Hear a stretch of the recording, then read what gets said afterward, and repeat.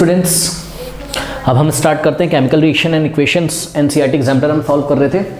Question number 7 हम लेंगे, 7 से स्टार्ट करेंगे। जो बच्चे नए चैनल पे पहुंचे हैं आप जाइए नीचे क्लिक करिए, प्लेलिस्ट में बहुत सारे एनसीईआरटी एग्जाम्पलर के चैप्टर सॉल्व करा दिए हैं मैंने, और क्लासेस भी बहुत अच्छी तरीके से लगी फिजिक्स केमिस्ट्री मैथमेटिक्स की। ओके, तो जाइए, जो भी चैप्टर नहीं कंप्लीट है आराम से प्लेलिस्ट पे क्लिक करिए और उसको सर्च करिए।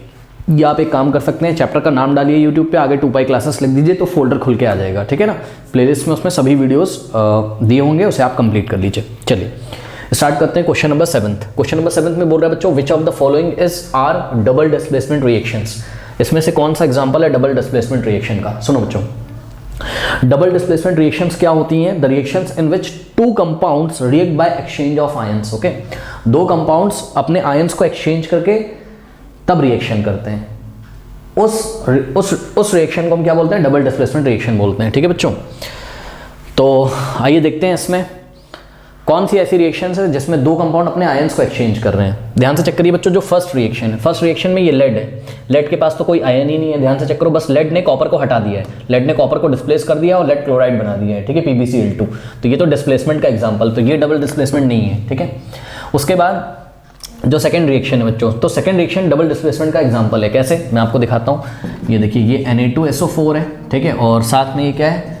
BaCl2, सोडियम सल्फेट और बेरियम क्लोराइड।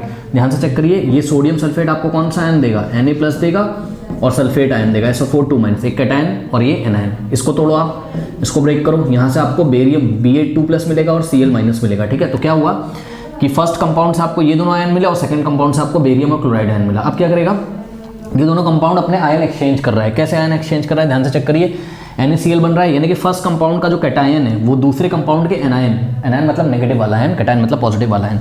तो फर्स्ट कंपाउंड का जो कैटायन है वो दूसरे के एनायन से जुड़ गया और NaCl बना लिया। देखिए, ठीक इसी तरीके से फर्स्ट कंपाउंड का जो एनायन है वो सेकंड के कैटायन से जुड़ गया, BaSO4 बना दिया, बेरियम सल्फेट। ठीक है, तो यहाँ पर क्या किया? इन दोनों कंपाउंड्स ने अपने आयन को एक्सचेंज किया है। ठीक है, तो जब दो कंपाउंड्स अपने आयन को एक्सचेंज करके रिएक्शन करते हैं तो ऐसी रिएक्शन को हम डबल डिस्प्लेसमेंट रिएक्शन बोलते हैं। तो ये एग्जांपल डबल डिस्प्लेसमेंट का है। ठीक है, उसके बाद थर्ड एग्जांपल जो है वो C+O2 CO2, ये सबको पता है, कॉम्बिनेशन रिएक्शन का एग्जांपल है।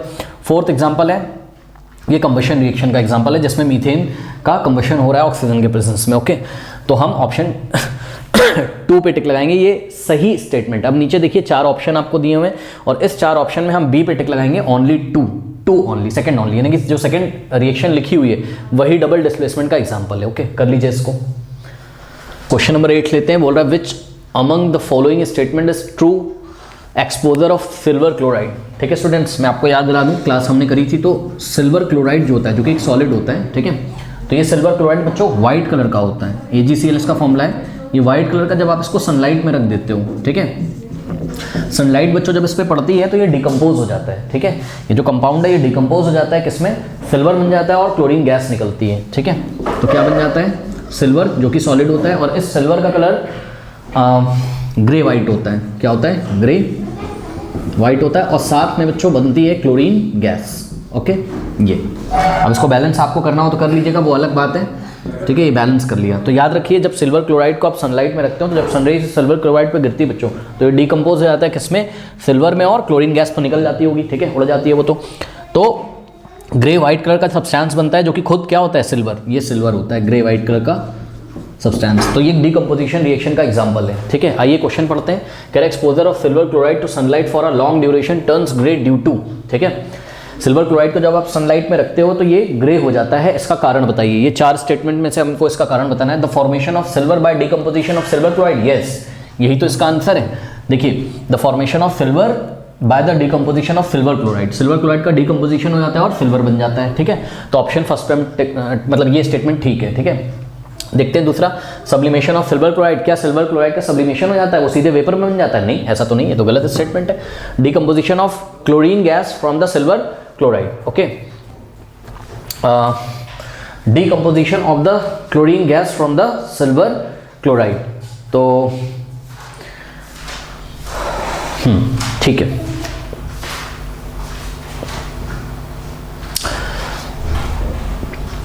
सिल्वर क्लोराइड से क्लोरीन गैस का डिकम्पोजिशन होता है क्या? हाँ होता तो है, समझिए जरा, होता तो है। AgCl से डिकम्पोज होके, AgCl कंपाउंड ही डिकम्पोज होके यानी कि ब्रेक होके सिल्वर बनाता है और क्लोरीन बनाता है। लेकिन बच्चों ध्यान दें, ये जो क्लोरीन का कलर होता है ये येलोइश ग्रीन होता है, ये हमने क्लास में डिस्कस किया है।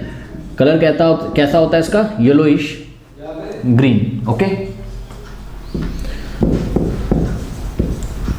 क्लोरीन का कलर येलोइश ग्रीन होता है। तो ये स्टेटमेंट ठीक तो लग रहा था, लेकिन ध्यान से चेक करिए, decomposition of chlorine gas from silver chloride. Silver chloride से क्या क्लोरीन गैस बनता है डिकम्पोज होकर? हाँ बनता तो है बच्चों, लेकिन कलर का ध्यान दीजिए ना क्वेश्चन में। वो क्या कह रहा है for a long duration turns grey white, turns grey, turns grey, यानी कि ग्रे कलर का कुछ बनता है, उसकी बात करी जा रही है, यानी कि सिल्वर की बात करी जा रही है, क्लोरीन की बात नहीं करी जा रही है। ठीक है, तो ये जो स्टेटमेंट था वो थर्ड वाला ठीक तो लग रहा था, लेकिन कलर की वजह से फेल हो गया, क्योंकि क्लोरीन का कलर कैसा होता है? येलोइश ग्रीन होता है, तो ये भी फेल हो गया। उसके बाद ऑक्सीडेशन ऑफ सिल्वर क्लोराइड, क्या यहाँ सिल्वर क्लोराइड का ऑक्सीडेशन हुआ है? क्या यहाँ सिल्वर में मतलब कहीं पे ऑक्सीजन का एडिशन हुआ है? ऐसा तो नहीं हुआ है। ठीक है, तो ये भी स्टेटमेंट फेल हो गया। तो हम किस पे टिक लगाएंगे? ए पे, ओनली 1 पे। कुछ बच्चे कंफ्यूज होकर बी पे लगा देंगे, 1 एंड थर्ड पे। नो, थर्ड वाला जो है डिकम्पोजिशन ऑफ क्लोरीन गैस, ये ठीक तो लग रहा था, लेकिन क्लोरीन गैस का कलर ग्रे थोड़ी ना होता है, वो तो क्या होता है? येलोइश ग्रीन होता है। ठीक है, तो the formation of silver by decomposition of silver chloride, तो ये जो सिल्वर बनता है क्या डिकम्पोज होने से? सिल्वर क्लोराइड डिकम्पोज होने। तो इस सिल्वर का कलर कैसा होता है? ग्रे होता है। ठीक है, इसको कर लीजिए।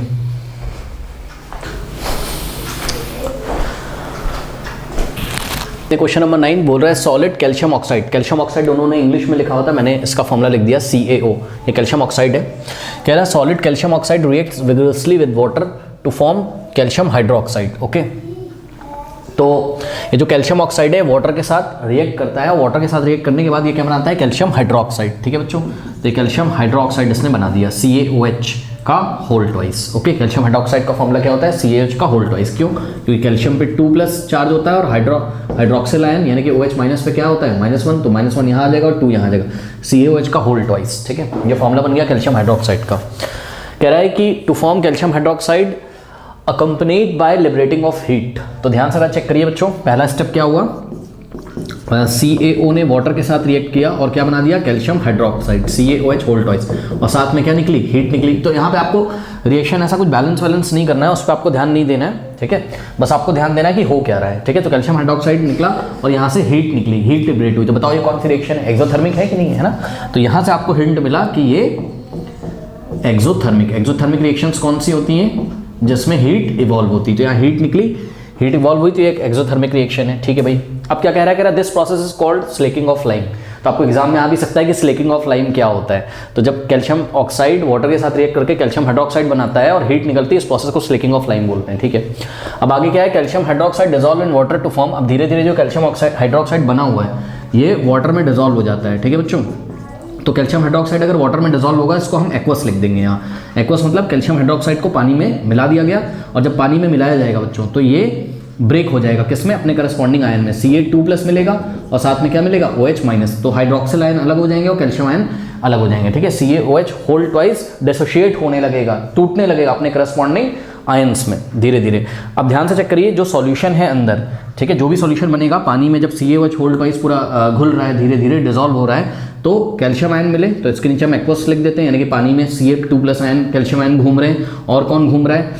और घूम रहा है हाइड्रोक्सिल आयन, OH- आयन। अब बच्चों सुनो, अब सॉल्यूशन बताओ कैसा हो जाएगा? Basic in nature. क्यों? क्योंकि आपको पता है एसिड बेस सॉल्ट वाले चैप्टर में आपने पढ़ा होगा कि, अब कुछ बच्चे बोलेंगे तो चैप्टर 1 है, अभी तक हम वहाँ पहुँचे नहीं। अरे भाई, NCERT एग्जाम्पलर तब करते हैं हम जब सब कुछ रिवाइज कर लेते हैं, सब पढ़ लेते हैं। तो सब पढ़ के आप आए होगे, ये तो रिवीजन हो रहा है बोर्ड एग्जामिनेशन के लिए है।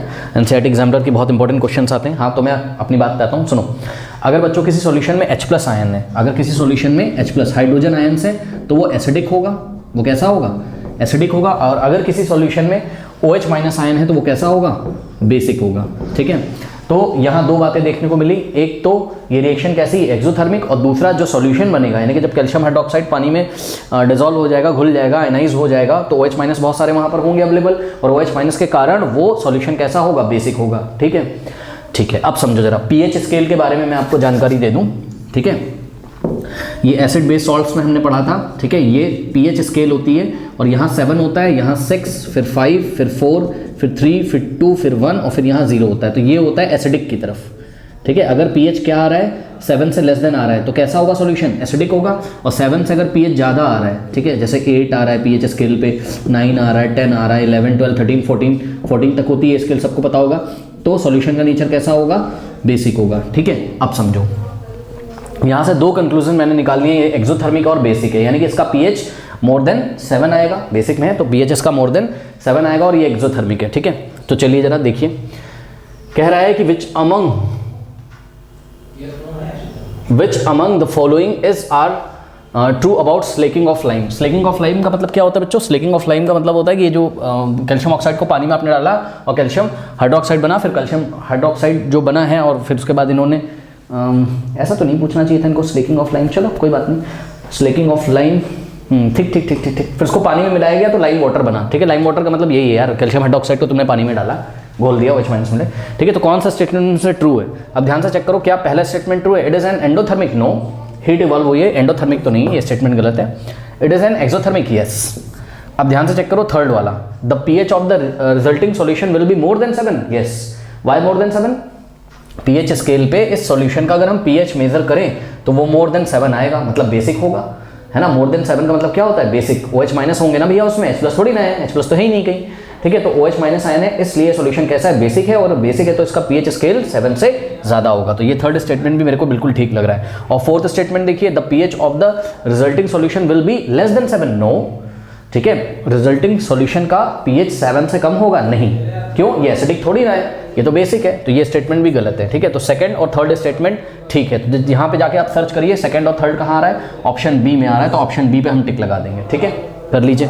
10th लेते हैं, क्वेश्चन नंबर 10th को करने से पहले आपको थोड़ा सा इसमें ध्यान देना होगा, रिएक्शन आपको लिखनी पड़ेगी तब समझ में आएगा। देखिए कह रहा है barium chloride on reacting with ammonium sulphate. तो बेरियम क्लोराइड बच्चों कैसे बनाओगे बताओ, बेरियम आयन क्या होता है, ग्रुप 2 में आता है ना, पीरियोडिक टेबल के ग्रुप 2 में आता है, तो बेरियम पे 2+ चार्ज होगा, बेरियम क्लोराइड। Cl कहाँ था, ग्रुप नंबर 17 में पीरियोडिक टेबल में, Cl-, इन दोनों को जोड़ दो तो क्या बन जाएगा, बेरियम क्लोराइड का फॉर्मूला 2 Cl के नीचे चला गया और ये -1 Ba के नीचे, यानी कि BaCl2, ये बेरियम क्लोराइड का फॉर्मूला बन गया। ठीक है, on reacting with ammonium sulphate. Ammonium sulphate कैसे बनाओगे बच्चों, अमोनियम आयन क्या होता है, NH4+, ये अमोनियम आयन है, और सल्फेट क्या होता है, SO4 2-। ठीक है, तो अमोनियम सल्फेट का फॉर्मूला क्या बनेगा, ध्यान से चेक करिए, अमोनियम सल्फेट का फॉर्मूला बनेगा, ये 1 आ जाएगा सल्फेट के नीचे, और अमोनियम पे क्या आ जाएगा, पूरे अमोनियम पे क्या आ जाएगा, ये सल्फेट का जो 2 है, तो NaNH4 SO4, ये हो गया अमोनियम सल्फेट। ठीक है, तो बेरियम क्लोराइड रिएक्ट करेगा अमोनियम सल्फेट से और क्या बनाएगा, देखते हैं, कह रहा फॉर्म्स बेरियम सल्फेट। ध्यान से चेक करिए, बेरियम सल्फेट बनने जा रहा है बच्चों, क्या बनने जा रहा है, बेरियम सल्फेट।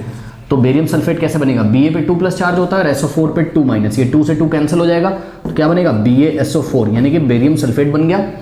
ठीक है, और मैं आपको याद दिला दूं बच्चों, बहुत इंपॉर्टेंट सुनिए, ये जो बेरियम सल्फेट है ये सॉलिड है और व्हाइट PPT है, व्हाइट कलर का प्रेसिपिटेट होता है, व्हाइट PPT होता है बच्चों यहाँ। ठीक है, ये PPT के लिए हम एरो ऐसा डाउन लगा देते हैं। ठीक है, तो व्हाइट कलर का PPT मिलेगा, प्लस अमोनियम क्लोराइड बनेगा। अमोनियम क्लोराइड कैसे बनेगा बच्चों, अमोनियम पे चार्ज होता है +1 और क्लोराइड पे होता है -1। अमोनियम क्लोराइड क्या बन जाएगा फॉर्मूला, NH4, देखिए यहाँ भी बने यहाँ भी बने। ठीक है, तो सिर्फ NH4Cl लिख देंगे हम, तो ये बन गया आपका रिएक्शन। ठीक है बच्चों, तो ध्यान से चेक करिए, क्या ये डबल डिस्प्लेसमेंट नहीं है, क्या ये डबल डिस्प्लेसमेंट नहीं है, कैसे, ये जो बेरियम क्लोराइड है एक्वस, ये सब एक्वस सॉल्यूशन में होगा, बेरियम क्लोराइड एक्वस और अमोनियम सल्फेट एक्वस। ठीक है, रिएक्शन बैलेंस करना हो आप कर लीजिएगा। ठीक है, कोई ऐसी जरूरत नहीं है, यहाँ 2 लगा दो बस, बैलेंस हो जाएगा, अमोनियम 2 हो जाएगा, क्लोराइड 2 हो जाएगा, देखिए अमोनियम 2 क्लोरीन 2। ठीक है, तो ये बैलेंस हो गया, कोई दिक्कत नहीं है। तो ध्यान से चेक करिए बच्चों, क्या ये डबल डिस्प्लेसमेंट का एग्जाम्पल नहीं है, क्यों, हमने आपको बताया था डबल डिस्प्लेसमेंट में जो कंपाउंड्स होंगे वो अपने आयन एक्सचेंज करेंगे। तो देखो जो बेरियम क्लोराइड था, इसका जो कैटायन है वो अमोनियम सल्फेट के एनायन से जुड़ गया। ध्यान से चेक करिए, बेरियम किससे जुड़ गया, बेरियम जाके सल्फेट से जुड़ गया, तो क्या बन गया, बेरियम सल्फेट। इसी तरीके से ये जो फर्स्ट कंपाउंड था बेरियम क्लोराइड, इसका जो एनायन है Cl-, ये कहाँ से जुड़ गया, जाके अमोनियम सल्फेट के कैटायन से, यानी कि NH4 से जुड़ गया।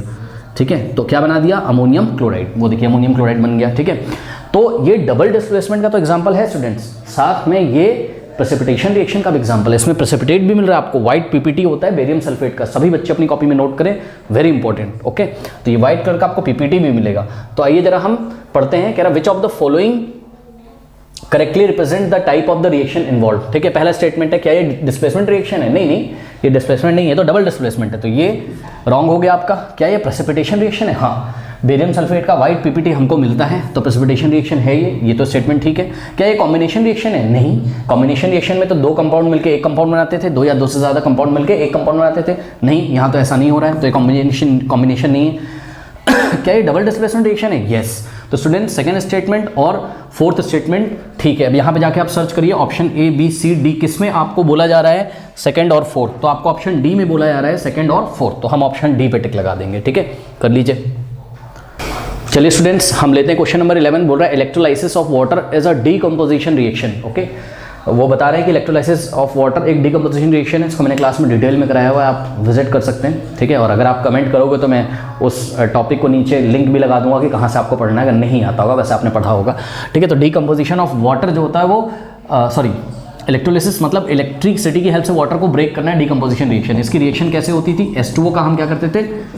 इलेक्ट्रोलाइसिस करते थे, इसके इलेक्ट्रोलाइसिस करते थे बच्चों। तो आपको याद होगा कि हमको कैथोड पे क्या मिलता था? हमको हाइड्रोजन, और एनोड पे हमको क्या मिलता था? कैथोड पे हमको क्या मिलता था? कैथोड पे हमको मिलता था हाइड्रोजन, और स्टूडेंट्स एनोड पे हमको मिलता था कार्बन कह रहा हूँ, सॉरी, एनोड पे हमको मिलता था ऑक्सीजन। ठीक है, तो ये आपको याद रखना है, एनोड पे हमको क्या मिलता था? ऑक्सीजन। हम इसको बैलेंस कर लीजिए, बैलेंस करिए। इधर ऑक्सीजन कितना है? 2 है, यहाँ हम 2 लगा देंगे। ठीक है, हाइड्रोजन कितना होगा? 2 to the 4, यहाँ हम 2 लगा देंगे। अब मेरी बात ध्यान से सुनो, क्लास 10th में हमने जब मोल कॉन्सेप्ट पढ़ा था तो हमें ये पढ़ाया गया था क्या कि ये जो मॉलिक्यूल्स हैं इनके सामने जो नंबर लिखे रहते हैं इनको स्टोइकियोमेट्रिक कोफिशिएंट कहा जाता है। तो हाइड्रोजन का स्टोइकियोमेट्रिक कोफिशिएंट कितना है? 2, और ऑक्सीजन का स्टोइकियोमेट्रिक कोफिशिएंट कितना है? 1। भाई ऑक्सीजन के आगे कुछ नहीं लिखा है तो हम 1 मान लेंगे। ठीक है, और यही जो स्टोइकियोमेट्रिक कोफिशिएंट्स हैं ये वॉल्यूम को भी दिखाते हैं और ये मोल्स को भी दिखाते हैं। यानी कि अगर हम आपसे बोलें कि 2 वॉल्यूम वाटर से कितना वॉल्यूम हाइड्रोजन बना और कितना वॉल्यूम ऑक्सीजन बना, तो आप बोलोगे 2 वॉल्यूम वाटर से 2 वॉल्यूम हाइड्रोजन बना और 1 वॉल्यूम ऑक्सीजन बना। वॉल्यूम की भी बात कर सकते हो आप, मोल की भी बात कर सकते हो, यानी कि 2 मोल ऑफ वाटर से 2 मोल ऑफ हाइड्रोजन बनता है और 1 मोल ऑफ ऑक्सीजन बनता है। तो यही यहाँ पर इन्होंने हमसे क्वेश्चन पूछा है स्टूडेंट्स, कह रहे हैं कि the mole ratio of hydrogen and oxygen gases liberated during the electrolysis of water is, यानी कि जब वाटर की इलेक्ट्रोलिसिस करी जाती तो आपको मोल रेशियो लेना है, किसका? हाइड्रोजन का, किसके साथ? ऑक्सीजन के साथ, यानी कि mole of hydrogen is to mole of oxygen. तो ध्यान से चेक कर लीजिए, मोल ऑफ हाइड्रोजन कितने दिखाई पड़ रहे हैं आपको? यही स्टोइकियोमेट्रिक कोफिशिएंट मोल को भी बताता है। तो 2 और ऑक्सीजन कितना बन रहा है? 1। तो mole of hydrogen is to mole of oxygen क्या है? 2:1 है। तो हम ऑप्शन बी पे टिक लगाएंगे बच्चों। ठीक है, तो कुछ नहीं करना आपको, सबसे पहले रिएक्शन को बैलेंस करना है। जब आप बैलेंस कर लोगे तो बस स्टोइकियोमेट्रिक कोफिशिएंट को चेक कर लीजिए, वही मोल होते हैं। तो ये मोल रेशियो आ गया। अब यहाँ पे एग्जाम में ध्यान देने वाली बात क्या है बच्चों? ध्यान देने वाली बात ये है कि एग्जाम में वो आपको वॉल्यूम के बारे में पूछ सकते हैं, तभी आंसर क्या आएगा? 2:1। अब दूसरी ध्यान देने वाली बात ये है कि आपको क्वेश्चन एग्जाम में ध्यान से पढ़ना बच्चों। कभी कभी ये क्वेश्चन पलट के आ जाता है, यानी कि वो आपसे पूछ लेगा the mole ratio of hydrogen, नहीं बोलेगा पहले ऑक्सीजन बोल देगा। तो आप यहाँ क्या रखोगे? मोल ऑफ ऑक्सीजन, और नीचे क्या रखोगे? मोल ऑफ हाइड्रोजन। तब आंसर 1:2 आएगा। तो ध्यान रखिएगा, पहले अगर हाइड्रोजन बोला है बाद में ऑक्सीजन तो रेशियो 2:1, पहले अगर ऑक्सीजन बोला है बाद में हाइड्रोजन तो आंसर आएगा 1:2। ओके स्टूडेंट्स, कर लीजिए इसको। चलिए स्टूडेंट्स, क्वेश्चन नंबर 12 लेते हैं। बोला यार which of the following is are an endothermic process. ये 4 आपको दिए हुए प्रोसेस, इसमें से एंडोथर्मिक कौन सा है? एंडोथर्मिक बच्चों वो प्रोसेस होता था जिस प्रोसेस में हीट एब्जॉर्ब होती थी, हीट ली जाती थी, इवॉल्व निकलती नहीं थी। जिसमें हीट निकलती वो तो एक्सोथर्मिक प्रोसेस होता है ना। तो आओ देखते हैं। Dilution of sulphuric acid. जब किसी एसिड को डाइल्यूट किया जाता है तो हमने कल भी बात करी थी कि एसिड को ड्रॉप बाय ड्रॉप हम वाटर में डालते हैं और इस प्रोसेस में बहुत ज़्यादा मात्रा में हीट निकलती है। ठीक है, तो ये तो एक्सोथर्मिक हो गया। ये तो क्या हो गया? एक्सोथर्मिक हो गया। ओके बच्चों, तो ये हो गया क्या? एक्सोथर्मिक। उन्होंने हमसे क्या पूछा है? उन्होंने हमसे पूछा है एंडोथर्मिक, तो ये तो नहीं होगा। ठीक, second option sublimation of dry ice.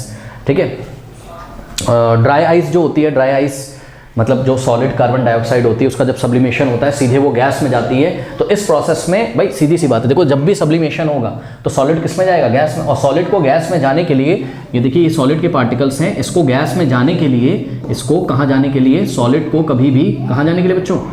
Gas में जाने के लिए ये पार्टिकल्स को दूर दूर करना पड़ेगा। ठीक है, क्योंकि आपको पता है गैस के पार्टिकल दूर दूर होते हैं, उसकी काइनेटिक एनर्जी ज़्यादा होती है तभी तो वो चलेंगे, है ना। तो ये पार्टिकल्स को दूर दूर करने के लिए एनर्जी सप्लाई करनी पड़ेगी, यानी कि इस प्रोसेस में एनर्जी लेगा, सिस्टम एनर्जी लेगा। जब सिस्टम एनर्जी लेगा तो ये एंडोथर्मिक प्रोसेस है, तभी तो वो गैस में चेंज होगा, है ना। तो सब्लिमेशन ऑफ ड्राई आइस ये क्या है? ये एक एंडोथर्मिक प्रोसेस है। ठीक है, ये क्या है? एक थर्मिक प्रोसेस है, ठीक है। एक तो ये हो गया। उसके बाद कंडेंसेशन ऑफ वाटर वेपर। अब यहाँ आप कंफ्यूज हो जाओगे बच्चों, सुनो। कंडेंसेशन जो होता है, कंडेंसेशन का मतलब समझते हो, उल्टा प्रोसेस, मतलब गैस से कहाँ आना। सुनो, कंडेंसेशन का मतलब है गैस में देखिए पार्टिकल्स क्या हैं, दूर दूर है, अभी पार्टिकल दूर दूर है। और कंडेंसेशन में गैस से वाटर वेपर का कंडेंसेशन करना है, गैस से आपको वापस, यानी कि वाटर वेपर से आपको लिक्विड में आना है, तो लिक्विड के पार्टिकल्स ये पास पास हो जाएंगे, लिक्विड के पार्टिकल्स पास पास हो जाएंगे, ठीक है। तो पास पास से दूर दूर जाने में एनर्जी देनी पड़ती थी, तो दूर दूर से पास पास आने में एनर्जी रिलीज करेगा, सिस्टम एनर्जी रिलीज करेगा। कंडेंसेशन पता है ना, वाटर वेपर ठंडी हो जाएंगी, है ना। जब ठंडी हो जाएंगी यानी कि हीट को बाहर निकाल रही, तभी तो ठंडी हो जाएंगी, उसका टेम्परेचर फॉल हो जाता है। आपको पता है वाटर वेपर का टेम्परेचर क्या होता है, हाई होता है, और जो वाटर के ड्रॉप होते हैं, वाटर के ड्रॉपलेट्स होते हैं, जो ये ड्रॉप्स हैं वाटर की, ठीक है। तो ये जो कंडेंसेशन हुआ है, ऐसा जो कंडेंसेशन हुआ है, कंडेंसेशन के बाद वाटर वेपर से जब वाटर की ड्रॉप्स बनेंगी तो यहाँ का टेम्परेचर कम होगा। और टेम्परेचर क्यों कम हुआ, क्योंकि हीट इवॉल्व हुआ है। तो कंडेंसेशन में हीट इवॉल्व होता है, कंडेंसेशन में हीट इवॉल्व होता है, हीट बाहर निकलता है। तो ये एक एक्सोथर्मिक प्रोसेस है बच्चों के। कंडेंसेशन ऑफ वाटर वेपर क्या है, ये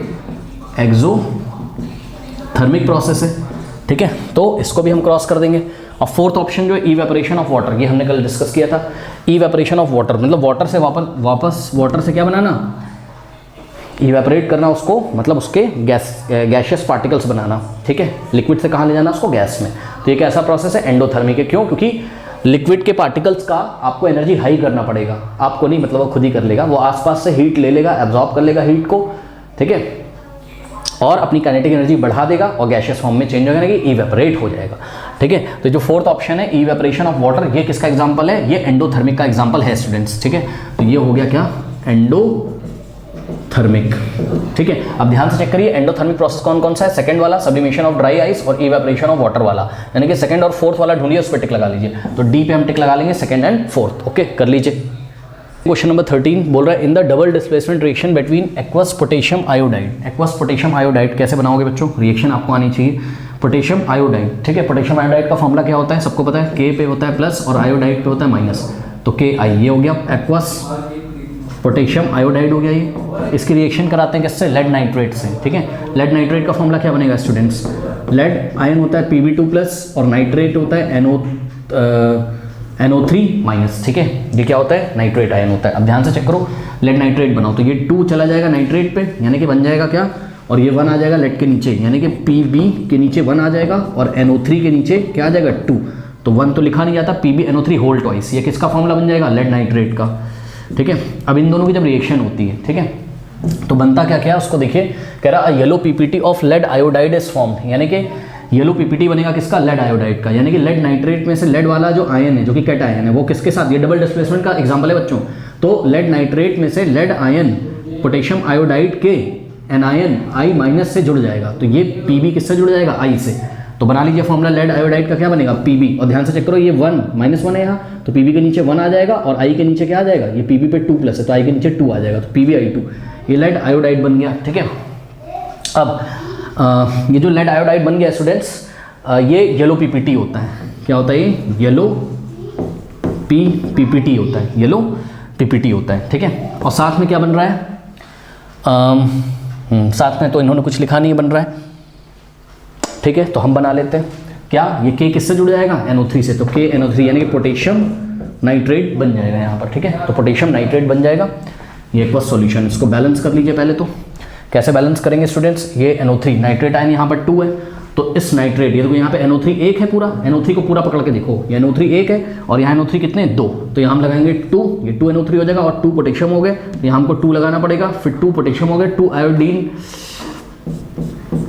आयोडीन के भी आइटम आपके कितने हो गए यहाँ 2, और यहाँ पर 2 आयोडीन है, 1 लेड है, 1 लेड है, बिल्कुल ठीक है, ठीक है। तो ये रिएक्शन हो गई बच्चों, ये येलो पीपीटी आपको मिलता है, ठीक है ना। अब सुनो स्टूडेंट्स, येलो पीपीटी आपको जो मिला है यहाँ पर, ठीक है, इसकी हम बात करते हैं। तो ये रिएक्शन हमको पता है बहुत अच्छी तरीके से। अब आइए पढ़ते हैं, कह रहा है while performing the activity of the lead nitrate is not available, कह रहा है यही एक्टिविटी हम कर रहे हैं और लेड नाइट्रेट नहीं अवेलेबल है। अब सुनो, लेड नाइट्रेट अवेलेबल है ही नहीं लैब में, नॉट अवेलेबल, नॉट अवेलेबल, ये लैब में नहीं अवेलेबल है। तो कह रहा है कि which of the following can be use in the place of lead nitrate, तो इस लेड नाइट्रेट की जगह आप क्या यूज करोगे बच्चों, क्या आप लेड सल्फेट यूज़ करोगे? ब्रैकेट में लिखा है इनसॉल्युबल, ठीक है, ये बहुत बड़ा हिंट है, मैं आपसे इसके बारे में बात करूंगा। क्या आप लेड एसीटेट यूज़ करोगे, क्या आप पोटेशियम सल्फेट यूज़ करोगे, या अमोनियम सल्फेट यूज़ करोगे? एक बात बताऊँ स्टूडेंट, सुनो, अगर आपको सेम एक्टिविटी करनी है, यानी कि आपको येलो पीपीटी लाना है, तो सुनो, येलो पीपीटी बच्चों लेड आयन के कारण आता है, यानी कि लेड आयन का फ्री होना जरूरी है। समझो जरा मेरी बात को, समझो समझो समझो समझो, ध्यान से जरा चेक करो। मैं आपको फिर से बताना चाहता हूँ कि लेड नाइट्रेट ने क्या क्या दिया आपको। लेड नाइट्रेट ने आपको Pb2+ दिया और NO3- दिया, ठीक है, और Ki ने आपको क्या दिया? Ki ने आपको दिया क्या? K+ और I-, ठीक है। तो ये लेड आयन जुड़ेगा किससे? I- से, या किसी भी, हाँ I- से जुड़ेगा, बिल्कुल सही। तो PbI2 बनाएगा, इसका येलो पीपीटी मिलेगा आपको। यानी कि बच्चों जरा ध्यान दीजिए, आपको लेड आयन का होना बहुत ज़रूरी है, ये नेसेसरी कंडीशन है। ये क्या है?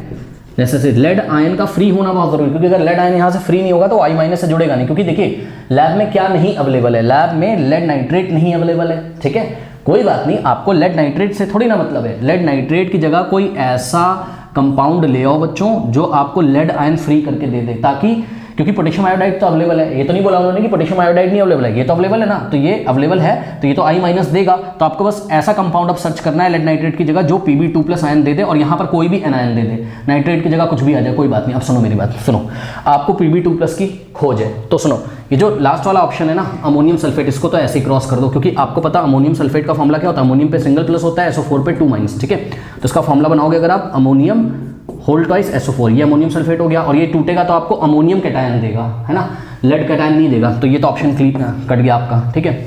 पोटेशियम सल्फेट का फॉर्मूला क्या होता है बच्चों? K पे होता है सिंगल+, SO4 पे होता है 2-, ठीक है। तो पोटेशियम सल्फेट हो जाएगा K2SO4, K2SO4 टूटेगा तो आपको K+, कैटायन K+ देगा वो। आपको कौन सा कैटायन चाहिए? लेड, Pb2+ चाहिए, तो ये ऑप्शन भी गलत हो गया, ठीक है। अब बचे ये दोनों ऑप्शन, ठीक है। Lead sulphate, what is the formula of lead sulphate बच्चों?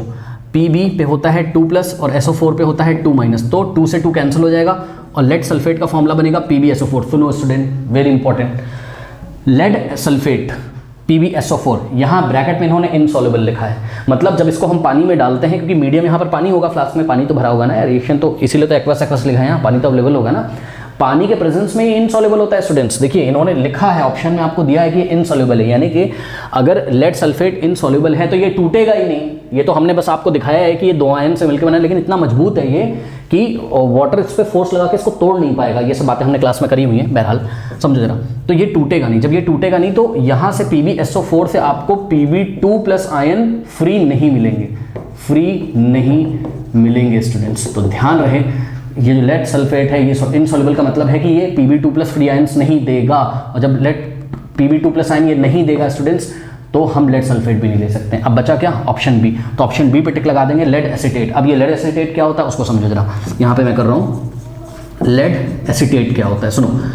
लेड आयन तो सबको पता है, ये होता है Pb2+, ठीक है स्टूडेंट्स, और एसीटेट आयन होता है बच्चों, एसीटेट आयन आया है आपका ऑर्गेनिक केमिस्ट्री में, आपने एसिटिक एसिड पढ़ा था, याद है, CH3COOH पढ़ा था। इसको हम तोड़ते थे तो 2 आयन मिलते थे, यहाँ से टूट जाता था, तो H+, ये वीक एसिड है, बहुत कम मात्रा में टूटता है, H+ अलग होता था, और यहाँ से जो आयन टूटता था ये CH3CO आयन, CH3CO-, इसी CH3COO- आयन को हम एसीटेट आयन बोलते थे स्टूडेंट्स, ठीक है। तो ये एसीटेट आयन होता है, यानी कि ये एसीटेट आयन क्या है? ये CH3COO- है। अब इन दोनों को जोड़ दो, कैसे जोड़ोगे ध्यान से चेक करो जरा, इसको जोड़ोगे आप, ये जो +2 है इसको दे दोगे पूरे को, किसको?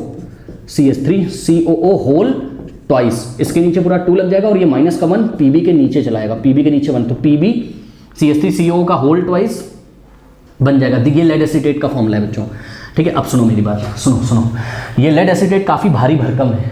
भारी भरकम का मतलब थोड़ा समझो मेरी बात को, Pb का साइज़ तो छोटा है, लेकिन एसीटेट आयन का साइज़ क्या है? बड़ा है। अब सुनो, ये जो Pb का साइज़ छोटा है और एसीटेट आयन का साइज़ इतना बड़ा है, ठीक है, तो ये आपस में सामंजस्य बिठा नहीं पाते हैं, बड़ा छोटे के साथ अच्छा बॉन्ड नहीं बना पाता है। तो जैसे ही इसको पानी में डालते हो तो पानी का जो डाइलेक्ट्रिक कांस्टेंट होता है वो उसको तोड़ देता है, ठीक है। इतना आपको डिटेल में नहीं जाना, पर फिर मैं आपको बता दूं, ये साइज में एसीटेट आयन बड़ा है और लेड क्या है? छोटा है, तो ये आराम से पानी में सॉल्युबल होगा, यानी कि ये वाला बॉन्ड जो इनके बीच बना हुआ है आराम से टूट जाएगा, और आपको बहुत भारी मात्रा में Pb2+ फ्री मिलेंगे और एसीटेट आयन आपको फ्री मिलेंगे। यानी कि अगर आप यहाँ लेड एसीटेट ले लें स्टूडेंट्स, ठीक है, अगर आप यहाँ लेड एसीटेट ले लें तो आपको Pb2+ मिलने की पूरी संभावना है, और वो Pb2+ I- से जुड़कर वापस से आपको क्या दे देगा? PbI2 दे देगा। तो मैं यहाँ रिएक्शन लिख रहा हूँ, देखिए कुछ इस तरीके की रिएक्शन बनेगी बच्चों, PbCH3COO whole twice, lead acetate किसके साथ, पोटेशियम आयोडाइड के साथ, क्या देगा आपको, लेड आयोडाइड देगा। क्यों, क्योंकि Pb तो I से जुड़ जाएगा, और ध्यान से चेक करिए पहले K किससे जुड़ता था, नाइट्रेट आयन से, अब नाइट्रेट की जगह क्या है, एसिटेट आयन है, यानी कि बस अब K जो है वो आपका एसिटेट आयन से जुड़ेगा, यानी कि CH3COO से जुड़ेगा। और ध्यान से चेक करिए स्टूडेंट, K पे होता है +1, एसिटेट पे होता है -1, तो K CH3COO बन जाएगा, यानी कि CH3COO K बन जाएगा, ये K प्लस और CH3CO माइनस CH3, तो ये एक सॉल्ट बन जाएगा, ठीक है। एसिटिक एसिड का करस्पॉन्डिंग पोटेशियम सॉल्ट बन जाएगा, जैसे कि सोडियम सॉल्ट नहीं बनता था CH3CONA, वैसे ही पोटेशियम सॉल्ट बन जाएगा, ठीक है। तो ये होगा, बट आपको येलो पीपीटी मिल जाएगा। तो आप कौन सा ऑप्शन पे टिक लगाएंगे, आप टिक लगाएंगे ऑप्शन बी पे कि लेड एसिटेट हम लेंगे। ओके स्टूडेंट्स, कर लीजिए इसको।